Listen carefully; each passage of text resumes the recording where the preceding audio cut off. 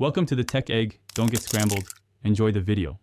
You start by selecting a high-quality capture, Pro, RAW, or HEIF, so the AI has data to work with.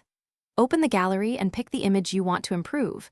Make small manual fixes first, like straightening and basic exposure, because AI reacts better to clean input. Once done, activate the AI Enhancement or Scene Optimizer mode and run a single-pass auto-adjust to get a baseline. This gives you a reliable foundation to refine color, details, and noise without overprocessing. Now you move into selective edits. Tap Subject Extract to isolate the person or object, and let the AI refine edges. This keeps backgrounds untouched. Use the AI-driven color grading to target the sky versus skin tones, because balancing localized color prevents unnatural shifts. Then dial noise reduction and detail enhancement.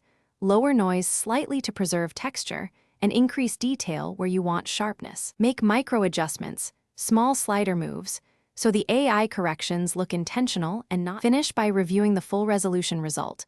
Toggle the before and after to confirm improvements. If you see AI artifacts, haloing, over-sharpening, or color bleeding, reduce AI intensity or mask the affected area and reapply a gentler pass, because that often fixes edge problems quickly. Once satisfied, export at full size and save a copy so you keep the original. One quick troubleshooting tip. If colors shift weirdly, reset the AI step. Correct white balance manually, and then reapply the AI with lower strength. Thanks for watching. Consider subscribing if I helped unscramble your problems.